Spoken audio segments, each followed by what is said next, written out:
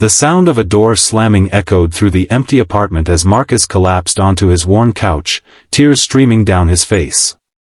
His 5-year-old daughter Emma slept peacefully in her room, blissfully unaware that her father had just been fired from his 3rd job this year. "I can't do this anymore," he whispered to himself, the weight of single parenthood crushing him. Little did he know, tomorrow would bring the challenge that would either break him completely or transform his life forever. If you're feeling the emotion already, this story might just change your perspective on what's possible when we refuse to give up. Hit that like button and subscribe to see more stories that remind us of the extraordinary strength hiding within ordinary people. Marcus Johnson never planned on raising Emma alone. At 32, he had imagined a different life, one with his wife Sarah by his side as they navigated parenthood together. But cancer had other plans, taking Sarah when Emma was just 2 years old and leaving Marcus adrift in a sea of grief, diapers, and mounting bills. 3 years later, he was still struggling to find his footing. His latest job at a warehouse had seemed promising until budget cuts left him unemployed again. The rejection letter from yet another potential employer sat crumpled in his hand as he stared at the ceiling, wondering how he would make rent this month. Morning came too quickly. After getting Emma ready for kindergarten, Marcus walked her to school, trying to hide his exhaustion behind a smile. "Daddy, are you sad?" Emma asked, her innocent eyes peering up at him. Marcus squeezed her small hand. "Just tired, sweetheart. But I'm okay." The lie tasted bitter on his tongue. He wasn't okay. Their savings were nearly depleted, and the stack of bills on the kitchen counter grew taller each day. As he kissed Emma goodbye at the school gate, he noticed a flyer pinned to the bulletin board: Community Center seeking program coordinators, no experience necessary. Desperate for any opportunity, Marcus jotted down the address and headed straight there after dropping Emma off. The community center was a large, somewhat run-down building that served the lower-income neighborhoods of the city. Inside, he found a bustling hive of activity: children in after-school programs, seniors in art classes, and various community services operating from different rooms. At the front desk sat Elaine Porter, a stern-looking woman in her 60s with silver hair pulled into a tight bun and glasses perched on the end of her nose. She barely looked up when Marcus approached. "I'm here about the coordinator position," he said, sliding the flyer across the desk. Elaine glanced at him over her glasses, her expression unimpressed. "Do you have any experience working with at-risk youth?" "No, but I'm a quick learner, Anne." "Any background in community outreach? Social work? Program development?" Marcus swallowed hard. "No, but I'm a father." "I understand children, Anne." Elaine cut him off with a dismissive wave. "We need someone who can commit long-term to developing programs for troubled teens. It's challenging work. Most people without experience quit within days, sometimes minutes after seeing what they're up against." Her words stung, but Marcus was desperate. "I need this job, Ms. Porter. I'm a single father, and I won't quit. I can't afford to." Something in his voice must have reached her because Elaine sighed and handed him an application. "We're short-staffed, so I'll give you a trial run. But I'm warning you, these kids will test every ounce of patience you have." Marcus filled out the application on the spot, and to his surprise, Elaine told him to start that afternoon. The previous coordinator left without notice. "The teen program meets at 3:30. Don't be late." When Marcus returned at 3:15, Elaine handed him a thin folder. "Here's the program outline. Good luck. You'll need it." The skepticism in her voice was unmistakable. She clearly expected him to fail. At 3:30, Marcus stood in a room with 12 teenagers who looked like they'd rather be anywhere else. They ranged in age from 14 to 17, a mix of boys and girls from various backgrounds, but all sharing the same disinterested expression. "Hey everyone, I'm Marcus Johnson, your new coordinator," he began, trying to sound confident. A tall boy with a faded hoodie snorted. "New meat. I give him a week. Nah, said a girl with bright blue hair, not bothering to lower her voice. Miss Porter probably gave him the usual speech. He'll be gone by tomorrow. Marcus felt his confidence wavering but remembered Emma's face. He couldn't afford to fail at this. I heard that, and you're wrong. I'm not going anywhere. The first session was a disaster.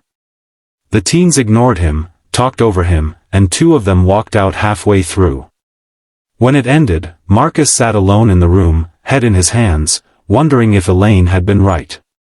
As he was leaving, he passed a small art room where an elderly man was cleaning up paint supplies. The man looked up and smiled. Rough first day with the teens?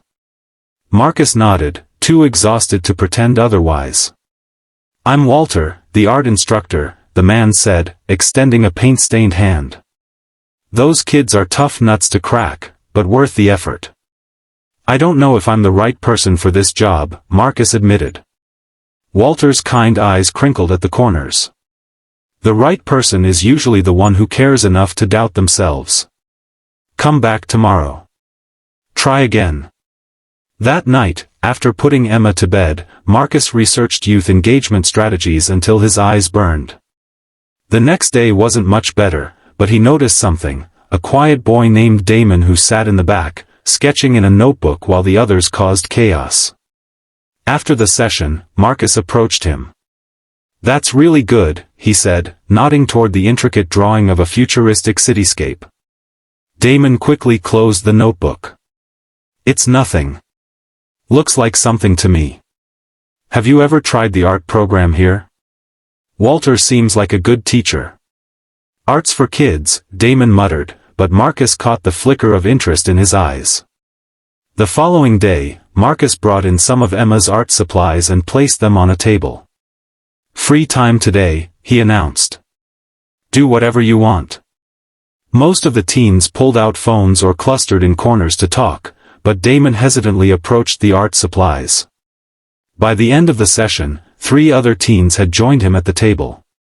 When Elaine poked her head in and saw them actually engaged in something, her eyebrows shot up in surprise. Was all she said, but Marcus counted it as a small victory. Weeks passed, and Marcus slowly began to connect with the teens. He learned their names, their stories, their struggles.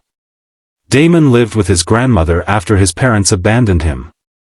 Zoe, the blue-haired girl, was bouncing between foster homes. Tyler, the tall boy who'd predicted Marcus's quick departure, was helping raise his 3 younger siblings while his mother worked 2 jobs. They were all carrying burdens too heavy for their young shoulders, just as Marcus was. Perhaps that's why he refused to give up on them. He saw himself in their struggles. 1 month into the job, disaster struck. The community center's funding was cut, and Elaine called an emergency staff meeting. We need to reduce programs, she announced grimly. The teen program is the newest and has the lowest attendance. It's the logical choice to eliminate. Marcus felt a surge of panic. Not only would he lose his job, but these kids would lose one of the few safe spaces they had. Give me 2 weeks, he pleaded. Let me prove the program's worth. Elaine looked skeptical but nodded. 2 weeks. Then I need to see results. That night, Marcus barely slept. He called Walter for advice, and the old art teacher suggested something radical: let the teens design their own program. Ask them what they need, not what we think they need. The next day, Marcus walked into the room and wrote one question on the whiteboard: what do you actually want from this place? The teens stared at him in confusion. Is this a trick? Tyler asked. No trick. This program might get cut, and I'm asking for your help to save it. But it has to be something you actually care about. Slowly, ideas began to emerge. Damon wanted art supplies and space to create. Zoe suggested music equipment. Tyler thought they needed tutoring help for school. Others mentioned job skills, cooking classes, and a safe place to hang out on weekends. Marcus wrote everything down, then said, "Okay, let's make it happen." But we need to show results in 2 weeks, which means we all need to commit. To his amazement, they did. The teens divided into groups based on interests and began planning. Marcus stayed late every night, bringing Emma with him after school. The teens adored her, and she became the program's unofficial mascot, drawing alongside Damon and helping Zoe organize music playlists. Word spread through the school, and attendance doubled, then tripled. Teens who had never set foot in the community center began showing up, curious about the program that was actually run by their peers. When the 2-week deadline arrived, Marcus and the teens transformed their regular room into a showcase of their work. Art covered the walls, a small group performed music they'd created, and others demonstrated the job skills they'd learned. Parents came, community members attended, and even a local news reporter showed up after hearing about the innovative program. Elaine moved through the room, her expression unreadable behind her glasses. When she finally approached Marcus, he braced himself for criticism. "I thought you'd quit within minutes," she said quietly. "Most people do when faced with these challenges. But you proved me wrong, Mr. Johnson." The funding was restored, and the teen program became the center's flagship initiative. Marcus was offered a permanent position with a salary that finally allowed him to breathe financially. More importantly, he had found purpose again, not just for himself, but for Emma too, who thrived in the community they had built together. 6 months later, the community center held a special ceremony to recognize Marcus's contribution. As he stood at the podium, looking out at the teens who had become like family, at Emma beaming proudly from the front row, at Walter and even Elaine smiling back at him, Marcus thought of Sarah. She would have been proud of the life they were building, of the father he had become. "When I walked into this center," Marcus said, his voice thick with emotion, "I was a man drowning in grief and responsibility. I thought I was just looking for a job, but what I found was a community. What I found was hope." In the back of the room, a new single parent listened intently, wondering if they too could find what Marcus had discovered, that sometimes our greatest strengths emerge from our deepest struggles, and that no one has to face those struggles alone. As the years passed, the teen program expanded to other community centers across the city. Marcus eventually became the district coordinator, training others to implement the youth-led approach that had been so successful. Emma grew up surrounded by a community that celebrated creativity, resilience, and compassion. And Elaine Porter, who had once been so certain that Marcus would fail, became one of his strongest advocates. "I've never been happier to be proven wrong," she often said when introducing him at community events. The journey wasn't always smooth. There were budget fights, difficult teens, and days when Marcus still felt overwhelmed by the responsibility of raising Emma alone. But he never again felt like he was facing those challenges in isolation.